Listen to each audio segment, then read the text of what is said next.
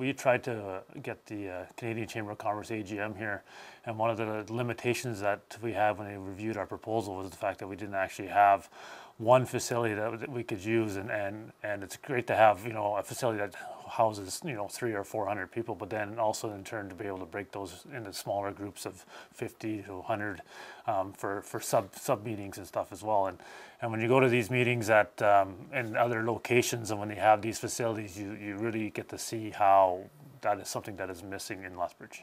We would encourage City Council to support the redevelopment plan in terms of their capital improvement program. We are way behind the times, especially when it comes to a convention center. We're talking about adding a facility to our city that is going to bring economic growth for absolutely everybody in Lethbridge. I can't think of a group in Lethbridge that won't benefit from having this facility here.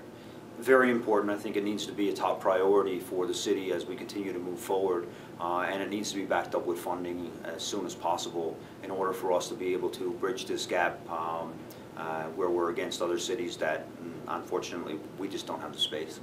I think that, well, we've had a relationship with Exhibition Park over the last 6 years with Lobster Fest. Very large community event. We draw 700 to 800 to 900 people from year to year. The exhibition is a great venue for the event. Exhibition Park's been great at helping us and aiding us to develop this event, which in turn supports the community, of course, because it allows us to raise the kind of funds that we need to support our local projects and our international projects. The venues have been limited. I mean, there's certain limitations to the venues as they sit now. Yeah, you've got a great big room that, of course, you're moving. I think the week before they've got an event in there where there's dirt in there, and then they move it out, and then we're in there the week after, and with more facilities, better facilities, the ability to draw bigger crowds, more people, and raise more money. I think Exhibition Park and the development of Exhibition Park is going to be important to the entire region as an economic driver, as a place where the community meets and shares and you know, mixes and mingles and becomes a better community, really. The facility that we have now, as functional as it has been for a long, long time, is certainly showing not only just its age, but certainly is, I feel, missing the boat. There's a lot of things we can't do with those facilities. A lot of the meeting planners are talking to us about what they're looking for, and it's just very difficult, in fact, almost impossible to incorporate that into our city anywhere. The convention trade center, if you will, absolutely would meet the need of our planners and organizers who need that kind of space and the size of space that's required and the things they need to do under one roof. The second phase, of course, would be instrumental to that whole agricultural society that, again, we're missing the boat. We're not able to accommodate these organizations correctly, so they're going elsewhere. And I think we could certainly do a good job here in Lethbridge if we had the right facilities. But I can tell you that last year's growth was strictly based on the sporting event growth in the market. And that came because we have invested in the last few years in very significant sporting facilities.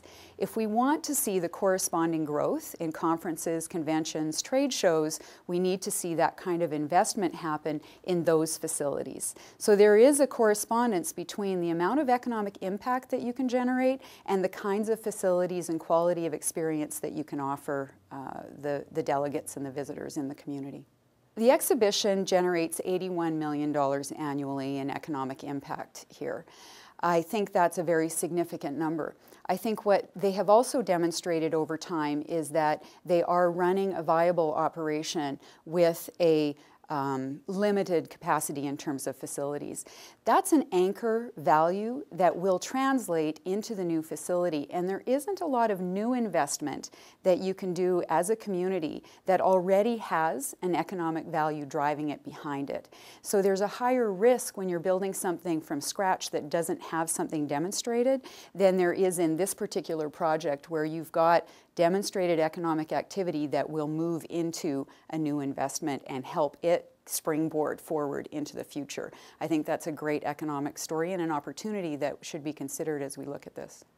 I think there's been a growing awareness over the last 10 years about the importance of this opportunity. And I think there's been so much community engagement in the last few years around this that the community commitment, I think, is at a good stage for it. But corresponding to that is the market opportunity.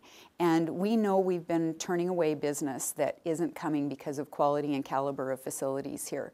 And with that continuing into the future, you start to lose your ability to even go out and talk to them and keep them on hold. And I think we've been keeping a number of people on hold with the promise of good opportunities. And when you look at the ag market, we talked about potato producers. I know the Canadian Chamber of Commerce opportunity didn't come. There's so many things that we could capitalize on, but how long can you keep them on hold? And I would like to believe that if we can start now, we'd be able to go out and start pitching to those people that they could come in 3 years. We'd have a lineup ready and then be able to capitalize it at that point. The further we push it back, the longer that horizon gets.